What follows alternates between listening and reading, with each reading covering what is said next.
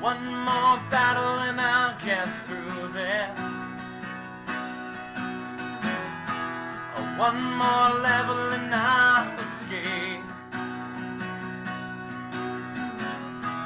I haven't saved in 3 hours now, and I don't want to leave.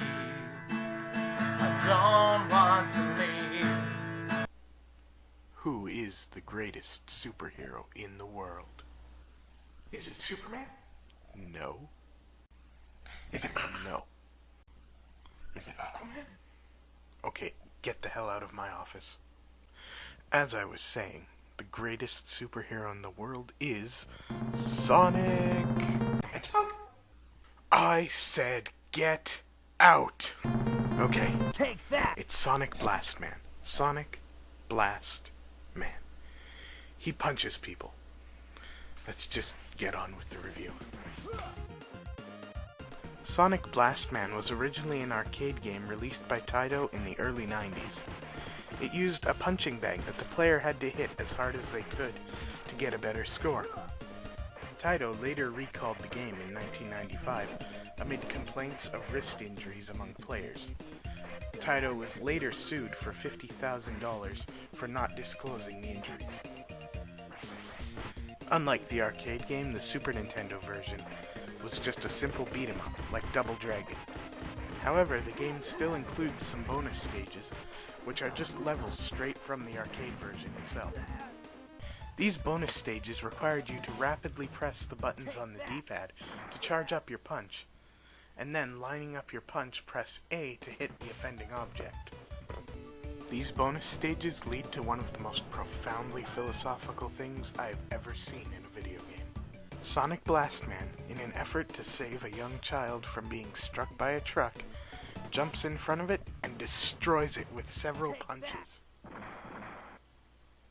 This got me thinking, was that really the right thing to do?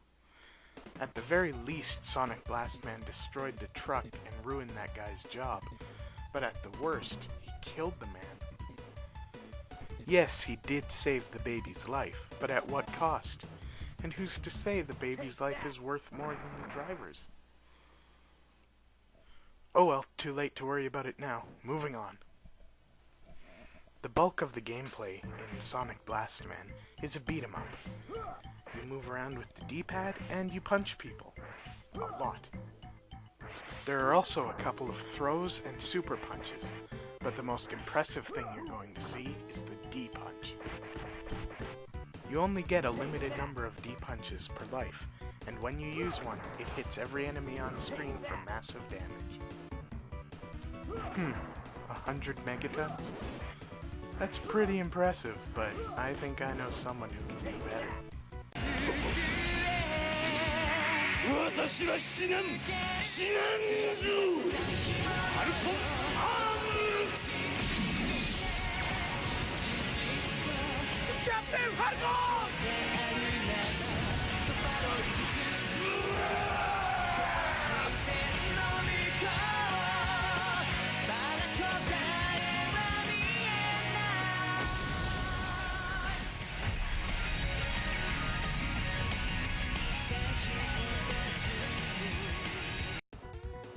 Yeah, definitely better.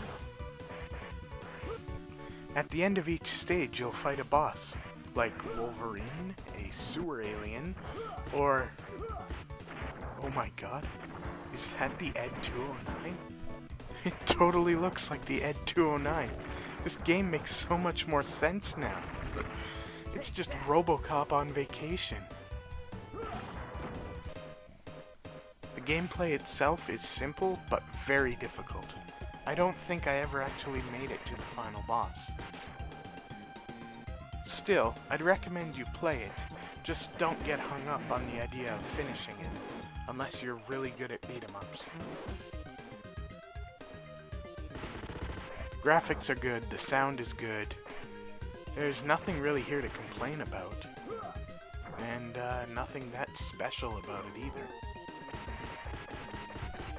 All in all, Sonic Blast Man is a bland, generic, forgettable beat-em-up game, based on an unforgettable arcade game.